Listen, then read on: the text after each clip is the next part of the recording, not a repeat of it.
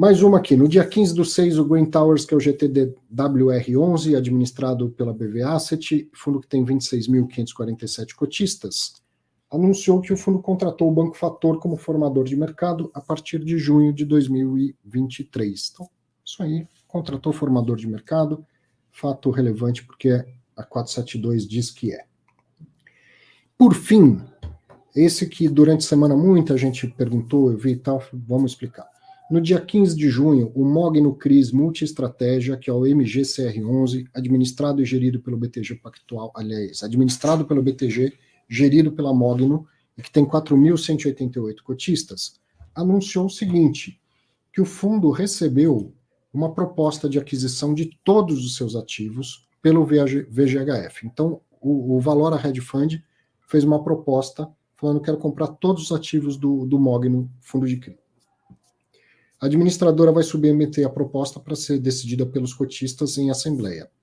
Evidentemente que essa assembleia, a decisão é por quórum qualificado, 25% das cotas.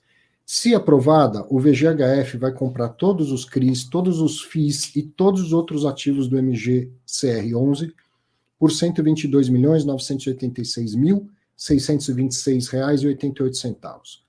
O pagamento será em cotas do VGHF11, a serem emitidas pelo valor patrimonial do fundo, do VGHF, que é R$ 9,29.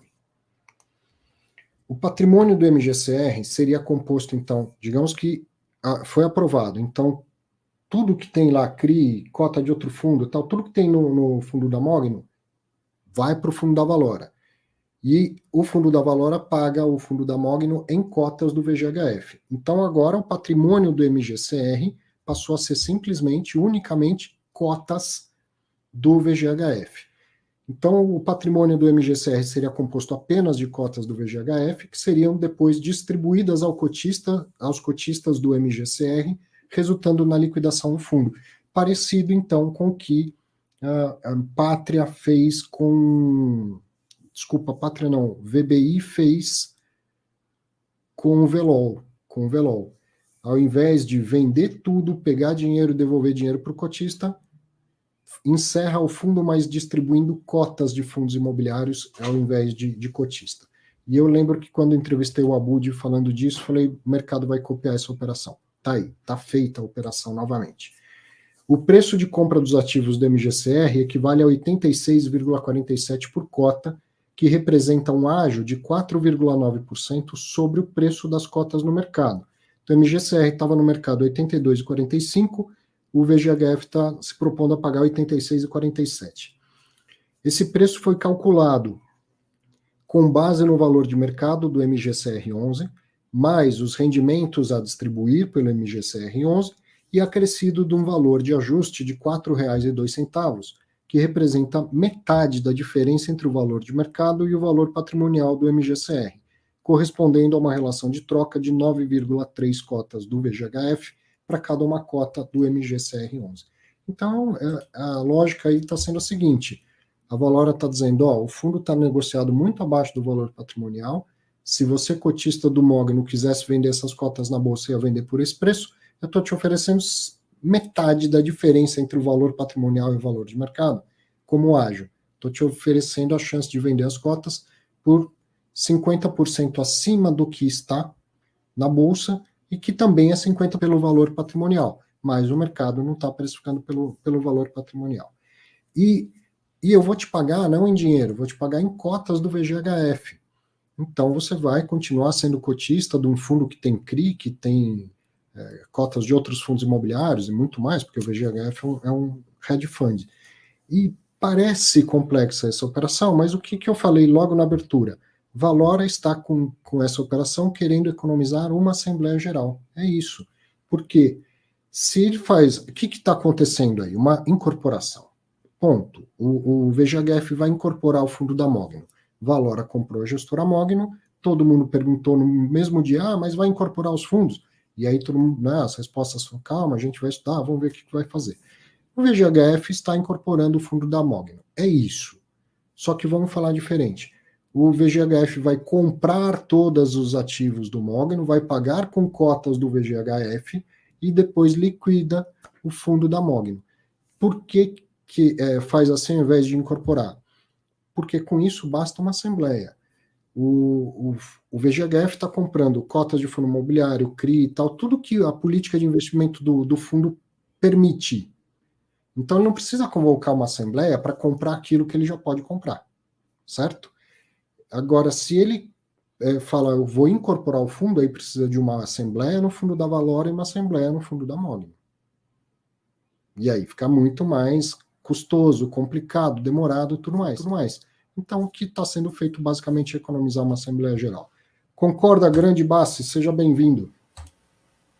Aí, pessoal, boa noite, Arthur. Me ouvem bem? Pessoal, confirma que o áudio está sincronizado, né? Não só ouvindo bem, como sincronizado. E sim, até ia brincar aqui no StreamYard, né? Ia pôr embaixo do meu nome assim, fundos imobiliários, fagocitando fundos imobiliários. E sim, a Assembleia é uma questão extremamente simplificadora em compra e resgate eu não lembro se é 25%, mas eu acho que não, né? Resgate acho que também é a sua maioria simples. Resgate? O resgate ele depende da liquidação, né? E a liquidação é quórum qualificado. Ah, então tem uma assembleia complicada, a não ser que o gestor, alguns regulamentos do gestor, né? Não, no fundo da Mogno não Chame. precisa de 25% das cotas, mas num fundo com 4 mil cotistas é mais factível e talvez o próprio VGHF tenha bastante cota, coisa assim. Lá dentro do fundo da Mogno não precisa de quórum qualificado porque implica em liquidação do fundo. Mas no fundo da Valora, que tem muito mais cotista, não vai precisar. Sim, sim.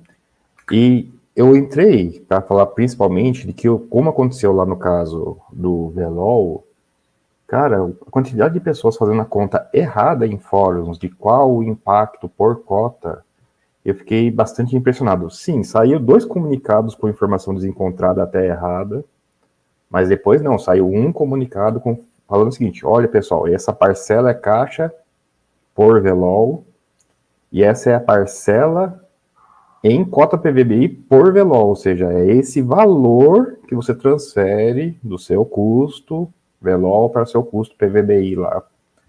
E ainda assim, não, o pessoal estava viajando na maionese. Ah, não, soma isso, subtrai isso. Não soma nada, não subtrai nada não, pessoal, só transfere.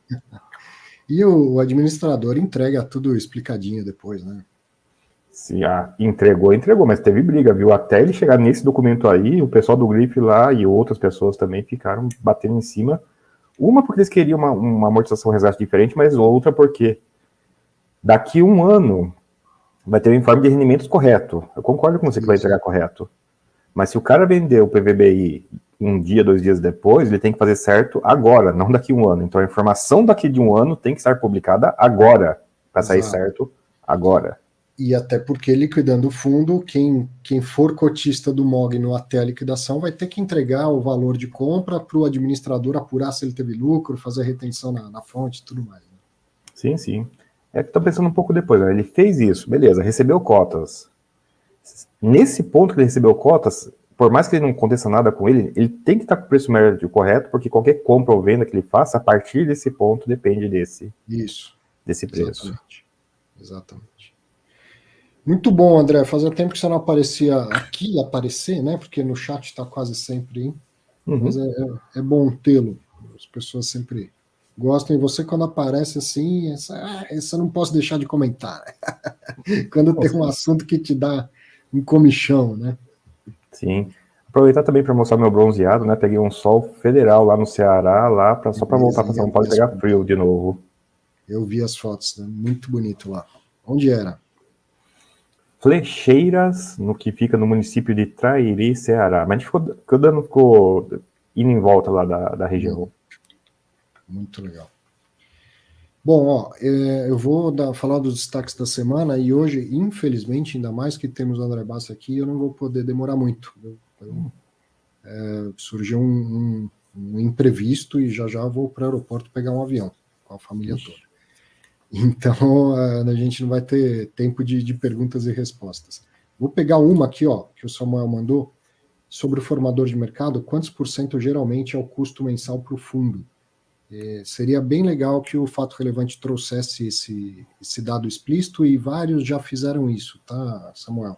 Mas geralmente é coisa de 1 centavinho por cota, né, André? Até por em outros números, é entre 20 e 50 mil reais por mês. Por aí. É um número... A gente fala em termos por cota porque a gente quer saber o impacto, né? E o pessoal divulga por impacto.